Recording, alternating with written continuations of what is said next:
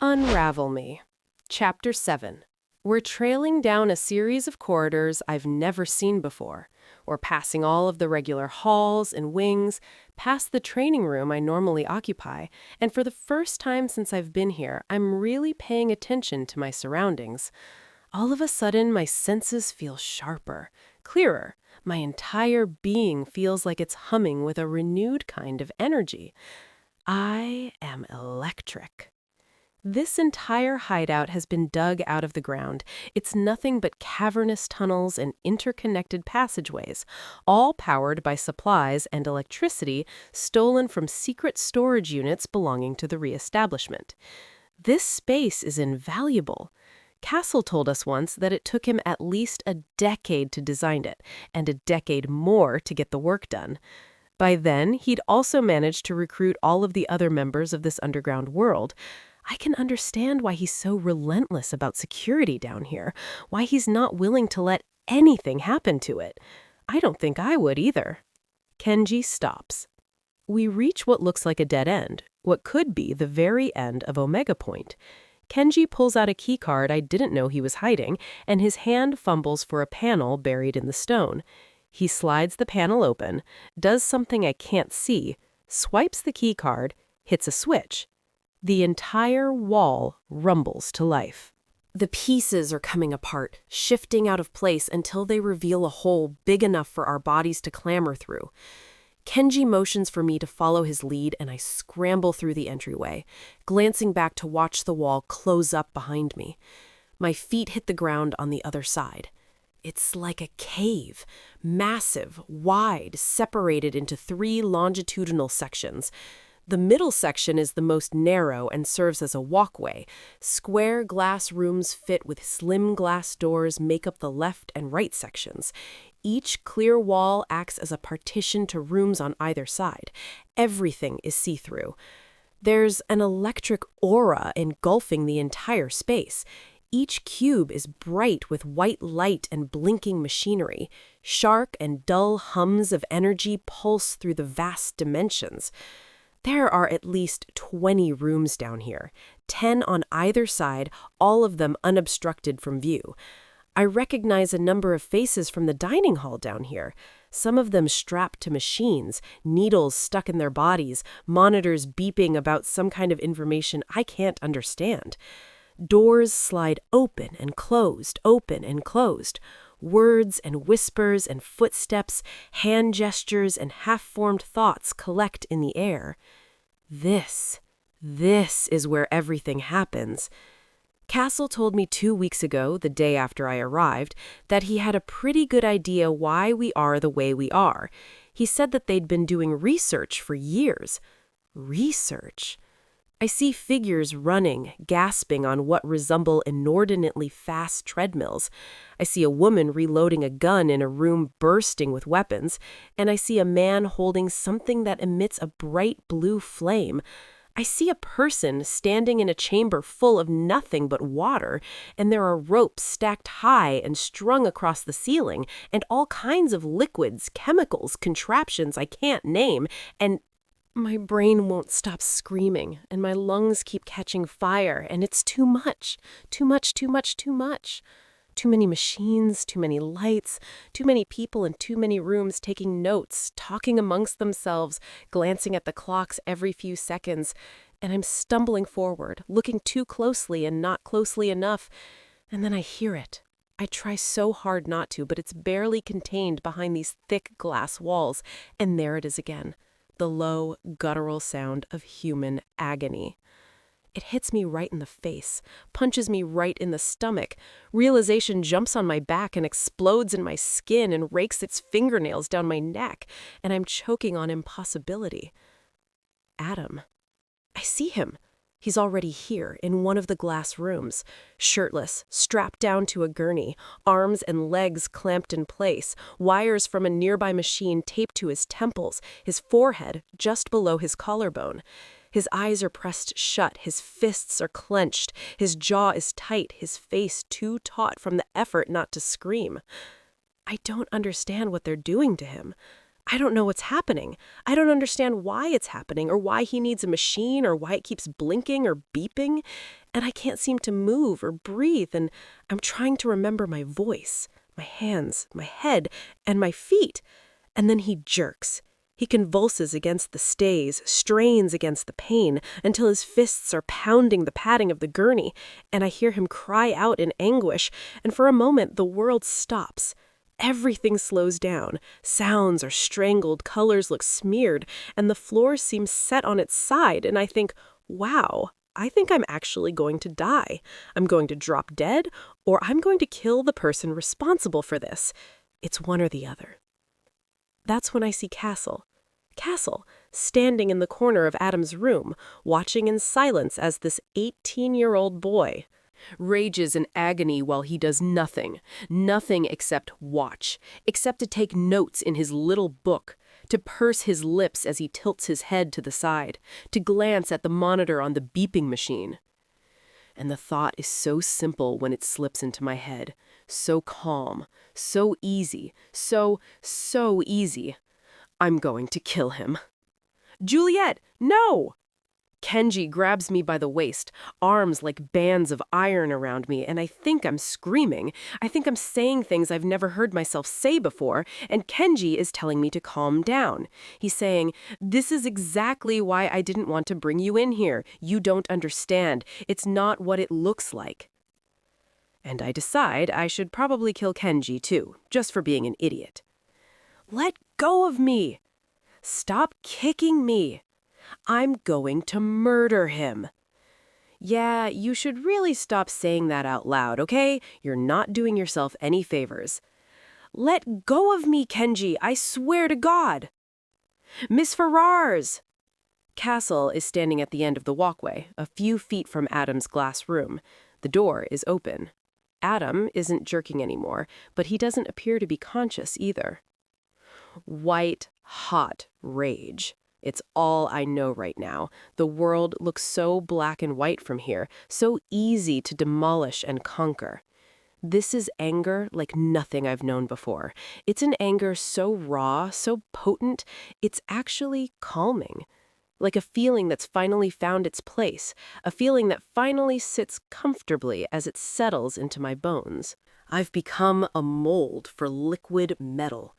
Thick, searing heat distributes itself throughout my body, and the excess coats my hands, forging my fists with a strength so breathtaking, an energy so intense, I think it might engulf me. I'm lightheaded from the rush of it. I could do anything. Anything. Kenji's arms drop away from me. I don't have to look at him to know that he's stumbling back, afraid, confused, probably disturbed. I don't care. So this is where you've been, I say to Castle, and I'm surprised by the cool, fluid tone of my voice. This is what you've been doing? Castle steps closer and appears to regret it. He looks startled, surprised by something he sees on my face. He tries to speak, and I cut him off. What have you done to him? I demand. What have you been doing to him? Miss Ferris, please. He is not your experiment, I explode, and the composure is gone, the steadiness in my voice is gone, and I'm suddenly so unstable again I can hardly keep my hands from shaking. You think you can just use him for your research? Miss Ferris, please, you must calm yourself. Don't tell me to calm down. I can't imagine what they must have done to him down here. Testing him, treating him like some kind of specimen. They're torturing him. I would not have expected you to have such an adverse reaction to this room, Castle says. He's trying to be conversational, reasonable, charismatic even. It makes me wonder what I must look like right now. I wonder if he's afraid of me.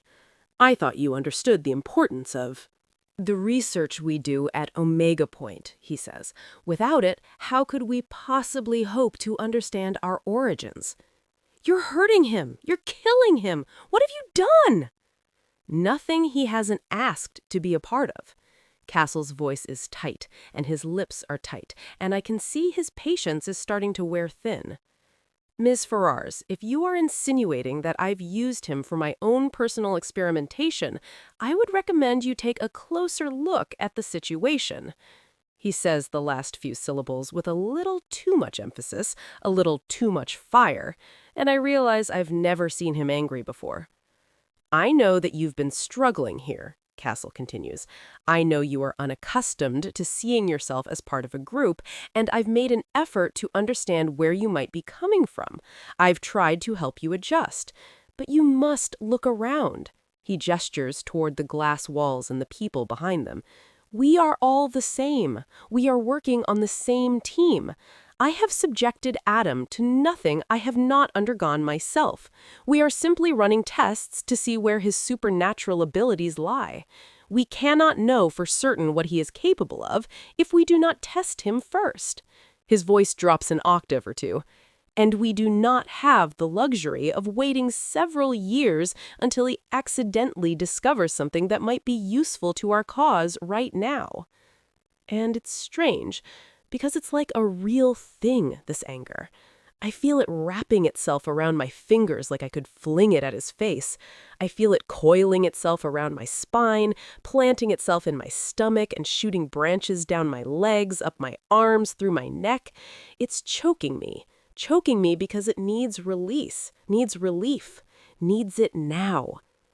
You, I tell him, and I can hardly spit the words out, you think you're any better than the reestablishment if you're just using us, experimenting on us to further your cause? Miss Ferrars, Castle bellows. His eyes are flashing bright, too bright, and I realize everyone in this underground tunnel is now staring at us. His fingers are in fists at his sides, and his jaw is unmistakably set, and I feel Kenji's hand on my back before I realize the earth is vibrating under my feet. The glass walls are beginning to tremble, and Castle is planted right in the middle of everything, rigid, raw with anger and indignation, and I remember that he has an impossibly advanced level of psychokinesis. I remember that he can move things with his mind. He lifts his right hand, palms splayed outward, and the glass panel not a few feet away begins to shake, shudder, and I realize I'm not even breathing. You do not want to upset me. Castle's voice is far too calm for his eyes. If you have a problem with my methods, I would gladly invite you to state your claims in a rational manner. I will not tolerate you speaking to me in such a fashion. My concerns for the future of our world may be more than you can fathom, but you should not fault me for your own ignorance. He drops his right hand and the glass buckles back just in time. My ignorance? I'm breathing hard again. You think because I don't understand why you would subject anyone to this? I wave a hand around the room. You think that means I'm ignorant? Hey, Juliet, it's okay, Kenji starts. Take her away, Castle says. Take her back to her training quarters. He shoots an unhappy look at Kenji. And you and we will discuss this later. What were you thinking bringing her here? She's not ready to see this. She can hardly even handle herself right now. He's right. I can't handle this. I can't hear anything but the sounds of machines beeping, screeching in my head, can't see anything but Adam's limp form lying on a thin mattress. I can't stop imagining what he must have been going through, what he had to endure just to understand what he might be. And I realize it's all my fault. It's my fault he's here. It's my fault he's in danger. It's my fault Warner wants to kill him and Castle wants to test him. And if it weren't for me, he'd still be living with James in a home that hasn't been destroyed. He'd be safe and comfortable and free from the chaos I've introduced to his life. I brought him here. If he'd never touched me, none of this would have happened. He'd be healthy and strong, and he wouldn't be suffering, wouldn't be hiding, wouldn't be trapped 50 feet underground. He wouldn't be spending his days strapped to a gurney. It's my fault, it's my fault, it's my fault, it's all my fault, it's all my fault, I snap. It's like I've been stuffed full of twigs, and all I have to do is bend, and my entire body will break. All the guilt, the anger, the frustration, the pent-up aggression inside of me has found an outlet, and now it can't be controlled. Energy is coursing through me with a vigor I've never felt before. And I'm not even thinking, but I have to do something. I have to touch something, and I'm curling my fingers and bending my knees and pulling back my arm and punching my fist right through the floor. The earth fissures under my fingers, and the reverberations surge through my being, ricocheting through my bones until my skull is spinning, and my heart is a pendulum slamming into my rib cage. My eyesight fades in and out of focus, and I have to blink 100 times to clear it, only to see a crack creaking under my feet, a thin line splintering the ground. Everything around me is suddenly off balance. The stone is groaning under our weight, and the glass walls are rattling, and the machines are shifting out of place, and the water is sloshing against its container, and the people are frozen in terror and horror, and the fear in their expressions rips me apart. I fall backward, cradling my right fist to my chest, and try to remind myself I am not a monster.